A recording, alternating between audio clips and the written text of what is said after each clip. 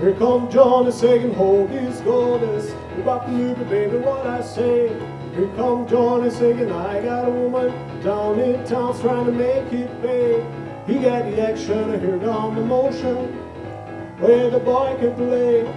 Dedication, devotion, turning on the night time into the day. Este é Mr. Gomes e essa é Renata Cruz nos teclados. E é o programa Prosa Curitibana trazendo, mais uma vez, entrevistas de primeira qualidade para você que nos acompanha. Tudo bem aí com vocês? Aqui tá tudo ótimo. He done the song about a silly loving woman. He done the song about the knife. And he do the walk. He do the walk of life. Oh, he do the walk of life. Bem, o programa, como sempre, nós teremos hoje a presença da professora Cloris Justen Casagrande Justen, que é presidente da Academia Paranaense de Letras.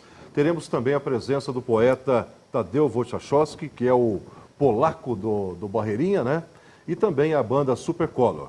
E a grande entrevista também, começando esse programa de hoje, com ela que foi ministra de Desenvolvimento Social e Combate à Fome, professora universitária, assistente social, mãe de 4 filhos e 4 netos, professora Márcia Lopes. Tudo bem, Márcia? Tudo bem, Valrides. Muito obrigado pela sua presença aqui. Obrigado por ter aceito o nosso convite. Eu que agradeço. A Márcia está vindo, ela veio de Londrina, veio a Curitiba para proferir uma palestra sobre a Política Nacional de Assistência Social e desafios da formação de psicologia. Muito interessante. Vamos conversar com a ministra Márcia Lopes sobre a mudança que o Brasil teve a oportunidade de vivenciar nesses últimos 10 anos em relação à questão de combate à miséria, à fome. Enfim, o nosso programa realmente está muito interessante, fique ligado. Hélio Barbosa, tudo bem com você? Tudo bem, meu amigo Valrides Brevieri Júnior, tudo Estamos bem? aí, Muito né? boa noite, telespectadores, Renata Cruz, Patrick Gomes. Você sabe, eu estou fazendo uma sessão de implantes dentários com o nosso amigo Rogério Cordoni e graças a Deus, a minha dicção está perfeita. Eu fico imaginando no consultório odontológico o Elvis Presley, o dentista, e o Jerry Lewis ou o Dick Carey, o paciente. A gente se diverte muito. Na verdade, eu estou trabalhando com ele está fazendo essas coisas para mim, então, e a gente se diverte, ele canta e eu não faço nada porque dói. Né? Nossa, eu fico imaginando como é que é o rei do rock arrancando um dente, né? É assim, ele vai assim. E eu faço a contravoz assim. Tá bom. A gente brinca mesmo. Nós nos tratamos por Jerry e Elvis. Que interessante. Tá bom. Mas, gente, em 2002 e comecinho de 2003, logo quando o presidente Lula assumiu o governo, ele fez um apelo e também fez uma promessa de que todos os brasileiros, todos os cidadãos, tinham direito a pelo menos 5 refeições por dia, de erradicar a fome e a miséria no Brasil. Estou aqui com a ex-ministra de Desenvolvimento Social e Combate à Fome, Márcia Lopes, que foi realmente uma das pessoas que trabalhou nesse processo e que ajudou e que fez um trabalho fantástico para que o Brasil pudesse virar essa página, né, Márcia? O que mudou, Márcia, nesses 10 anos de governo em relação à inclusão social no Brasil? Bem, Valrides, nós que viemos de uma militância, não é, e acumulamos esse sonho durante muitos anos, porque a gente tinha certeza que o Brasil era um país viável, que o Brasil podia sim enfrentar a sua realidade, os seus desmandos, os preconceitos, a exclusão de tanta gente, né, nas cidades grandes, nas cidades muito pequenas, lá nos quilombos, nas comunidades indígenas. Então nós, depois, né, a convite do presidente Lula, eu tive a honra de integrar uma equipe, né, de pessoas absolutamente comprometidas com os novos rumos do Brasil, para que de fato a gente cumprisse o que nós ajudamos a construir na Constituição de 88, depois na Lei Orgânica da Assistência Social, entendendo que as políticas sociais públicas, primeiro, não poderiam ser mais realizadas como projetos pilotos, mas que elas tinham que abranger esse Brasil, do tamanho que ele é, um país de dimensão continental, com 5.570 municípios atualmente, né, e nas suas 27 unidades da federação. Então, isso tinha que chegar a todos os lugares. Por isso, fazer com que 40 milhões de pessoas saíssem da condição de miséria, de pobreza, de não acesso, e não é só ao alimento, mas é a informação, a cidadania, a participação, não é? A formação, a todos os níveis de inclusão produtiva, profissional. Então, um conjunto de ações que não se restringem a um programa, mas, de fato, a uma série de estratégias que compôs o Fome Zero e que hoje é reconhecido no mundo. E isso que é novo, né? O fato de ser um conjunto de projetos e ações integradas, não é, Márcia? Exatamente, Valrides, porque a grande crítica dos intelectuais, dos analistas, era exatamente os governos realizarem projetos no seu mandato. E depois, cada prefeito, cada governador, cada presidente, né, acabava não continuando aqueles programas, apesar de terem bons resultados. E vocês se lembram que a primeira coisa que o presidente Lula disse foi exatamente isso. Tudo o que estiver, o que for bom para a população, eu vou dar continuidade. Vou melhorar, vou ampliar, vou fazer crescer, porque o Brasil é grande e precisa de políticas sociais grandes que correspondam às necessidades da população. Então, esse foi o rumo, né, a direção, a orientação sempre do presidente Lula e nos deu autoridade técnica e política para poder realizar um grande orçamento e com técnica, com aprendizado, com engajamento das instituições de pesquisa, das universidades brasileiras. Então, acho que foi crescendo essa possibilidade da gente ver implantar, no caso do nosso ministério, o Sistema Único de Assistência Social, o Sistema Nacional de Segurança Alimentar e Nutricional, o Programa Bolsa Família, interagindo com todas as outras políticas. A gente pode dizer, é correto falar, que anteriormente a esse governo, nós tínhamos no Brasil uma política de assistencialismo, né? Literalmente de dar esmola e deixar o ser humano no estado em que estava. E depois, com esse governo, nós podemos falar que foi agregado ciência a esse processo, esse cadastro único. Como é que funciona essa integração com a área da agricultura familiar, né? Com a área da capacitação, enfim, da reinserção das famílias no mercado de trabalho? Como é que é esse núcleo dessa proposta, Márcia? Você tocou num ponto fundamental. O Brasil ficou muito tempo sem planejar suas políticas e sem profissionalizar, sem dar a elas, né, o cunho técnico-científico necessário. Por isso, os dados do IBGE, os dados do Cadastro Único, o cruzamento dessas informações da saúde com a educação, com a agricultura, com a assistência social, com a segurança alimentar, foi sendo fundamental para que a gente pudesse, junto com os governos estaduais, junto com todas as prefeituras, olhar cada realidade, trabalhar na perspectiva territorial, da sua cultura, né, da economia, da política, em cada realidade. E com a visão sistêmica, né? Exatamente, com a visão conjunto. Integradora, com a visão de totalidade. Por isso, quando a gente pensa em sistemas públicos, e que hoje o Brasil está exportando, é nessa perspectiva. É de que não são políticas de governo, mas tem que ser políticas de Estado, com continuidade. Não é simples, porque nós não aprendemos no Brasil, né, a ter essa cultura de trabalho em equipe, de trabalho com perspectiva territorial, de perceber a diferença do que é um município pequenininho lá do Rio Grande do Sul, com um município pequeno do Acre,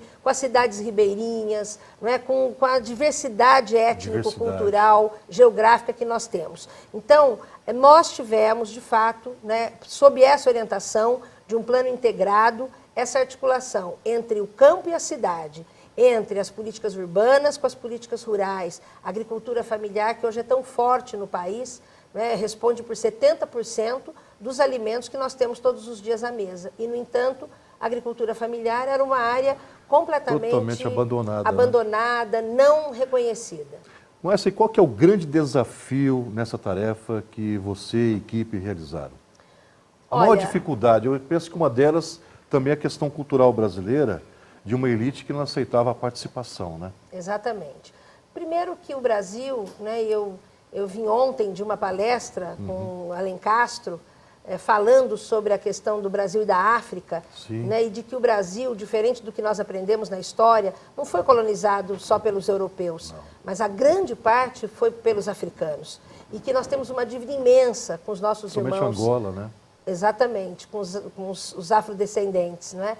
Então, o Brasil demorou muito para entender que ou a política de crescimento econômico e social se faria com o conjunto da população, né, superando essa ideia de coisas pequenas, de um orçamento pequeno, de não investimento nos profissionais, né, nos concursos públicos, numa estrutura descentralizada, com atenção em todos os municípios. Então, o maior desafio, ele continua sendo esse. Né, quer dizer, superar muitas ideias ainda conservadoras, ainda com disputas, não é, entre as próprias esferas, o município, o Estado e a União. Quer dizer, nós somos um pacto federativo, ninguém é melhor do que ninguém. Todos nós temos responsabilidade pública, aonde nós estivermos. E nós temos que investir em planejamento, em capacitação permanente, nos sistemas de informação. As tecnologias estão aí para serem apropriadas pela máquina pública, pelos órgãos da administração pública e, assim, levar um serviço de melhor qualidade ao cidadão. Essa é a expectativa de toda a população brasileira. São mais de 40 milhões. E permitir que permaneça enquanto funcione. Né? E a evolução do processo, Exatamente. isso que é Não há importante. dúvida. Né? Cada A vez evolução, mais integrado. melhoria contínua. Né? Bom, nós tivemos mais de 40 milhões de pessoas integradas, vamos dizer assim, acima da linha da miséria e criando uma nova classe média. Né? Essa é a grande discussão hoje no Brasil. Você acha que nós podemos falar que o Brasil ganhou uma nova classe social, incluída? Esse debate sobre as classes ainda é sempre polêmico. Porque falam também da questão cultural, do imaginário, não é só a geladeira nova, não é só o carro na garagem. Né? O acesso ao consumo é importante, o acesso aos bens materiais é importante, mas o que a gente tem visto é que, à medida em que as pessoas são descobertas, à medida em que nós damos visibilidade às pessoas, aos cidadãos, às crianças, aos jovens, aos idosos, às comunidades tradicionais, as pessoas têm um grande potencial. Então, se elas têm acesso, né, aos recursos, se ela tem acesso às políticas públicas, aos serviços fundamentais, obviamente elas também querem participar, elas querem decidir, elas querem reivindicar. Ótimo. E é isso que está acontecendo. Márcia, exatamente, esse ponto é muito interessante. Né? Foi discussão recentemente na página do Facebook e vem sendo sempre discussão. Um número que apontou que muitas famílias estão, por iniciativa própria, abrindo mão dos recursos do Bolsa Família, porque não precisam mais desse recurso. Por outro lado, nós temos uma elite dizendo que isso é esmola, que as pessoas não vão querer trabalhar mais, mas você tocou num ponto importante agora. Na medida que o brasileiro tenha o apoio, receba o suporte, ele mostra realmente que é um povo criativo, com fibra, que vai à luta. Não há dúvida disso. Todos os estudos e pesquisas, os livros publicados, eu pessoalmente me lembro de ter ido um dia para o Baixo Sul da Bahia e me encontrei com jovens em 3 cooperativas, de mandioca, de piaçava e de palmito. E naquele momento, mais de 50% das famílias estavam devolvendo o cartão do Bolsa Família, porque tinham atingido uma média, naqueles 2 anos, já de sustentabilidade das suas famílias. Então, é claro que estas 13 milhões de famílias do Bolsa Família têm essa renda complementar, mas perto de 80% dessas famílias trabalham. Elas têm uma atividade formal ou informal. E elas têm essa tarefa de proteger seus filhos, de garantir a permanência deles nas escolas, a vacinação, os processos de profissionalização. Está aí o Pronatec, né, junto com o Sistema S, com os órgãos do governo e com a sociedade, mostrando que o Brasil precisava ter investido muito, e muito antes, na profissionalização, na qualificação da mão de obra. Então, nós temos estreita relação com os órgãos, com os setores privados, né, seja de construção civil, das indústrias, do comércio, preparando, de fato, uma nova geração de jovens, né, para o trabalho, e não para o trabalho escravo, não para o trabalho explorado, mas para o trabalho qualificado e profissional. E é essa nova geração que já está mostrando que as crianças, filhas do Bolsa Família, já estão permanecendo na escola por muito mais tempo, já estão chegando às universidades, né? Está aí também todas as iniciativas de política de inclusão nas universidades, do ProUni, da política de cotas.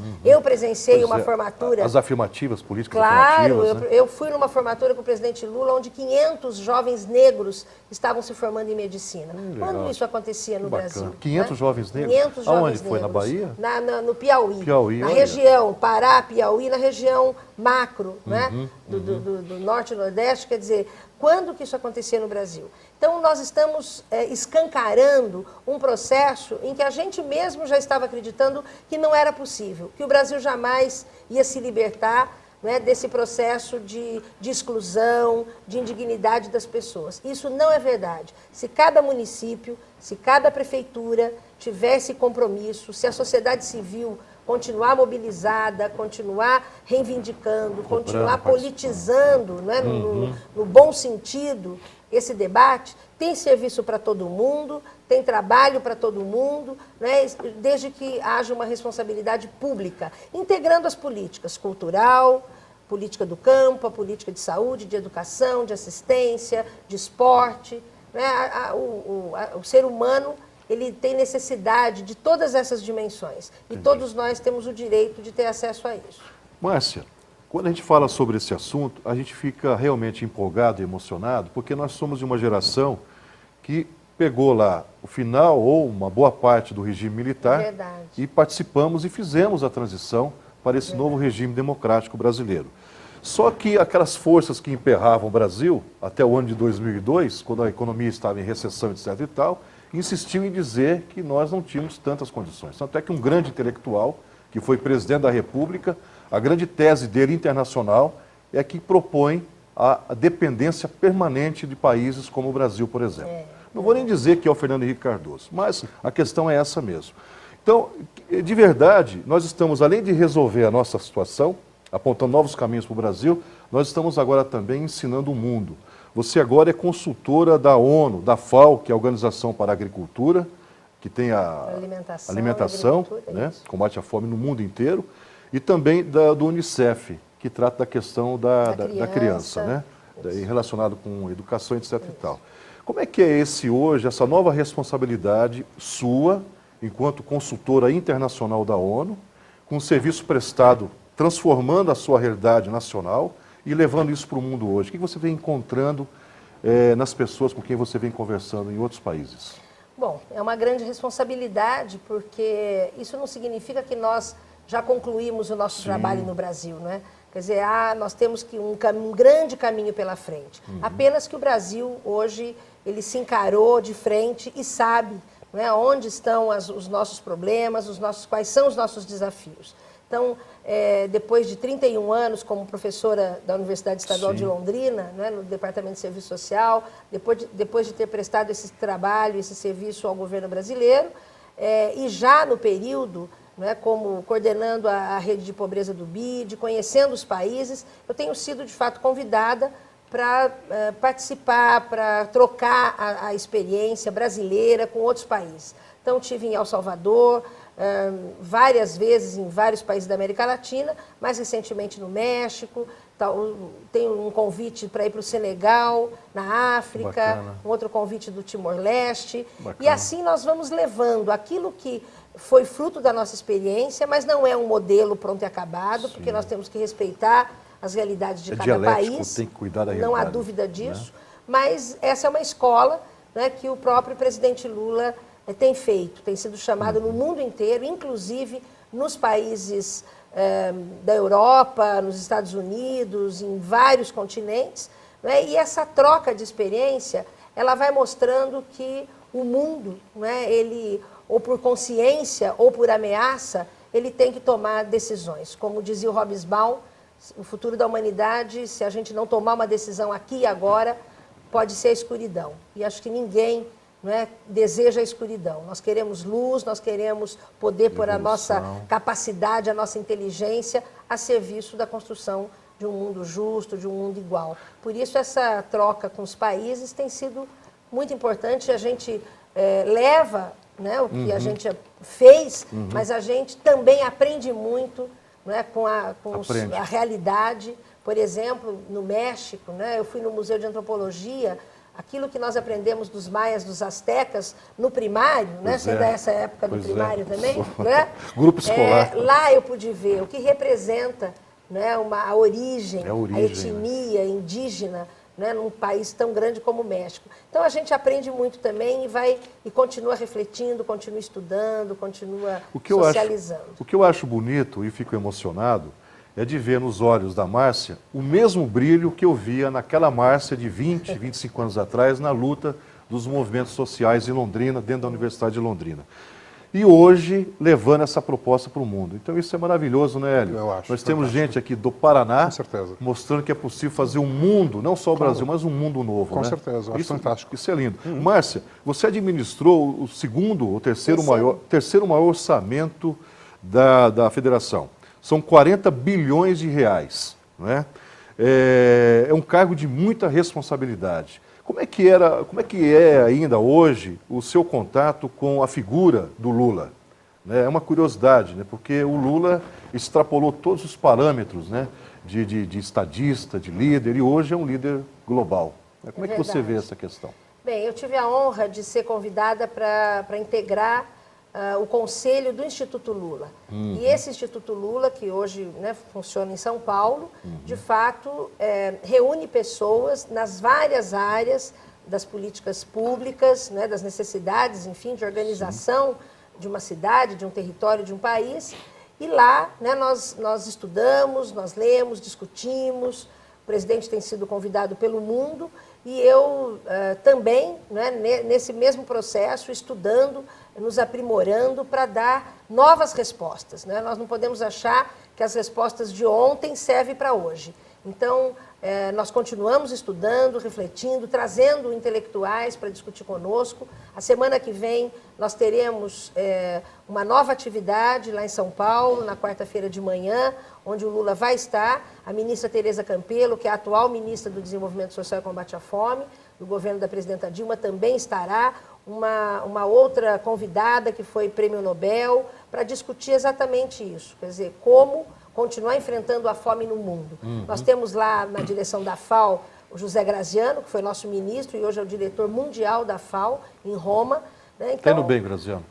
Está indo bem. Encontrei com ele a semana passada em Brasília. Então, eu tenho ido aos eventos e o Instituto Lula cumpre esse papel. Então, o presidente Lula continua muito ativo, né?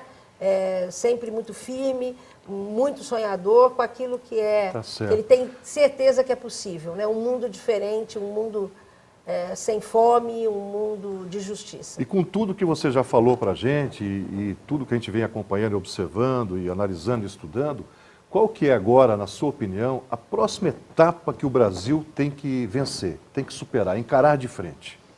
Bem, do ponto de vista interno, né, nós temos que amadurecer a própria estrutura do Pacto Federativo do país. Quer dizer, o nível federal, com os estados e municípios... Tem uma distância grande, né? Ainda tem. Né? Nós ainda temos que superar, às vezes, algum tipo de disputa que se tem. O Brasil é muito grande. O governo federal ele tem a função de coordenar, de definir diretrizes, de cofinanciar. Né? Os estados têm uma função fundamental, ao meu ver, né? E que esse é um desafio, porque cada estado tem os municípios, né, para coordenar do ponto de vista da gestão. Então, nós temos que aprimorar a gestão pública, né, em todos os aspectos, do planejamento, do bom uso do recurso público, né, de alcançar esses resultados com sistemas de monitoramento mesmo, de fazer os serviços chegarem com qualidade a todas as pessoas, né, em todos os lugares do país. Acho que esse continua sendo um desafio e nós aprendemos muito, nós temos metodologias que são olhadas pelo mundo, né, a participação popular que não tem em outros países, os conselhos, as conferências, quer dizer, isso é muito forte, isso é muito vivo no Brasil. Né? E penso que ainda uma responsabilidade dessa integração latino-americana. O Brasil não se basta mais, né? Quer dizer, nós temos que cada vez mais integrar os países da América Latina e Caribe, nós temos que ser uma potência... Assumir a liderança. Né? Assumir a liderança, nós temos várias cooperações sul-sul, né? Isso é fundamental, por isso essa relação com a África, por isso, né, essa relação com os nossos irmãos, né, de origem, no sentido de olhar esse desenvolvimento. E com uma visão também sempre muito integrada do econômico com o social. Né? Havia sempre uma ruptura. Se dizia que primeiro nós tínhamos que fazer crescer o bolo para distribuir. Quer dizer, essa tese caiu por terra. A gente nunca via a nossa fatia do bolo. Exatamente, né? Nunca a gente tinha acesso. Então, nós temos que integrar a economia, né, o social, cuidar muito do meio ambiente. E, acima de tudo, Valrides, cuidar das pessoas. Né? Isso aí. Acho que as pessoas têm que se sentir cuidadas, as pessoas têm que se sentir amadas, as pessoas têm que se sentir protegidas. Então, cultivar valores, né, da convivência humana, não é por isso que também na nossa política a gente fala da convivência familiar e comunitária. Quer dizer, falar disso, falar de amor, falar de amizade, falar de convivência. Perder o medo de falar de amor. Exatamente. Né? Isso é uma condição, né? Poder cantar, poder fazer cultura, poder né, curtir aquilo que nós somos capazes de produzir né, com muita liberdade, que o Brasil também é referência nisso. Isso é fundamental. Quer dizer, buscar a razão da existência todos os dias. Isso também é um dever da administração pública. Márcia, e para o eleitor, o ano que vem tem mais eleições, né? O recado, todo esse recado também é para a consciência do eleitor, mas especificamente para o voto, para o momento do voto. Olha, nós precisamos amadurecer bastante, não é, Valrides? Acho que nós temos um sistema político já avançado, as eleições diretas, todo o sistema de debates que acontece. Eu já vivi esse processo político, gosto muito, eu fiz política a minha vida toda, começando lá na minha paróquia, na minha igreja, né? Minha mãe me levando para a gente trabalhar pela comunidade. Agora, em Londrina. Fui vereadora, fui candidata a prefeita e vou continuar fazendo política. Foi secretária municipal. Fui secretária municipal há 20 anos, fui conselheira dos direitos da criança, da assistência. Cheguei ao governo federal e sou uma cidadã que ama muito esse país e que acredita que é possível fazer política, né, trabalhando muito, é possível fazer política com paixão, se dedicando, né, ao serviço coletivo, ao serviço público da maior qualidade. Então, o que as pessoas têm que fazer é acreditar nisso. Eu sempre dizia para os meus alunos na universidade, eu ajudei a construir e fazer com que a UEL, de paga que era na nossa época, né? Nós conquistamos a se gratuidade. tornasse gratuita. Eu lutei pelo restaurante universitário, pela creche dentro da universidade, por uma biblioteca melhor. Então, em cada lugar que nós estamos, nós podemos fazer política. No nosso bairro, né? No movimento estudantil, no movimento comunitário, em todas as entidades, nas empresas. Então, o que eu mais espero é que a população tenha credibilidade nisso, que as pessoas acreditem, né, que tem muita gente boa fazendo política boa nesse país, com compromisso, e que cada eleição tem que ser um passo a mais de esperança, de responsabilidade e de compromisso com as mudanças necessárias. É isso que eu acredito. Muito bonito, né? A gente está aqui. Márcia Lopes mostrando que realmente é uma estadista, né? Está comprometida. É o que nós chamamos de uma intelectual orgânica, ligada realmente à causa. Vamos homenagear a nossa professora Márcia Lopes, ministra do Desenvolvimento Social e do Combate à Fome, que hoje é consultora internacional e representa o Brasil em todo o mundo. Raindrops are falling on my head, and just like guidance sleeping too before his bed, Memphis is the feet those raindrops keep falling on my head, they keep falling. So I just did me some talking to the sun, and I said I didn't like the way he got things done, sleeping on the job. Those raindrops keep falling on my head, they keep falling. Muito bem, muito obrigado. Que bom. Márcia, muito obrigado pela sua presença. Parabéns e o espaço sempre aberto para você, porque quando nós falamos sobre esses assuntos, né, nós estamos falando de amor e da construção não só de um país melhor, mas de um mundo melhor. De um mundo né? melhor. Eu que agradeço, Valrides. Parabéns pelo seu programa, Parabéns tenho por você. acompanhado. Muito obrigado. Estou sempre à disposição. Ótimo. E apareça em Londrina. Apareceremos sim, Tá com o maior bom? prazer, com a maior alegria. Obrigada, parabéns pela música, parabéns a Hélio também Obrigado. pela sua participação. Obrigada. Márcia Lopes, muito obrigado. Vamos então ao intervalo e voltamos daqui a pouquinho com mais prosa curitibana.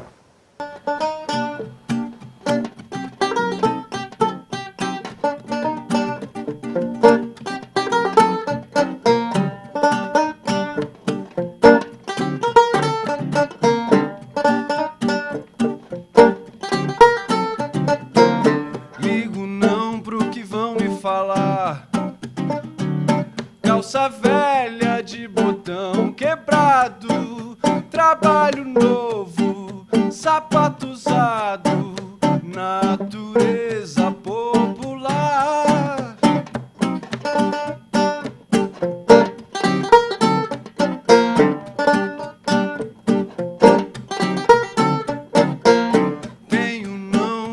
pra levar meus segredos e alguns trocados. Pé direito, velho ditado, o sossego é meu lugar. Você vale o que carrega no peito, você sabe, a vida te pega de jeito. Você vale o que carrega no peito, você sabe, a vida te pega de jeito.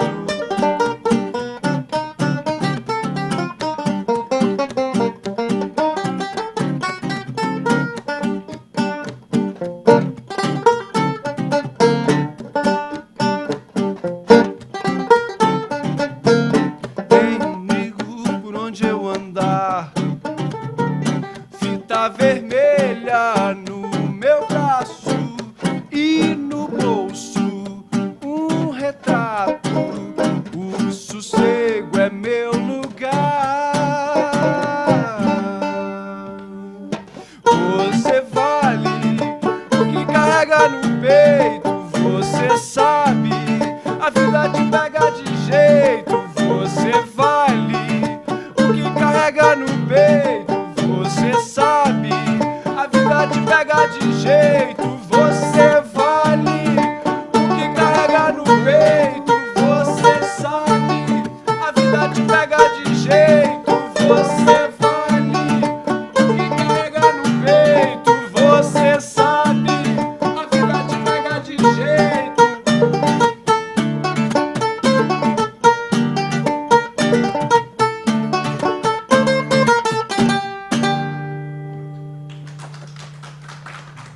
Valeu, valeu.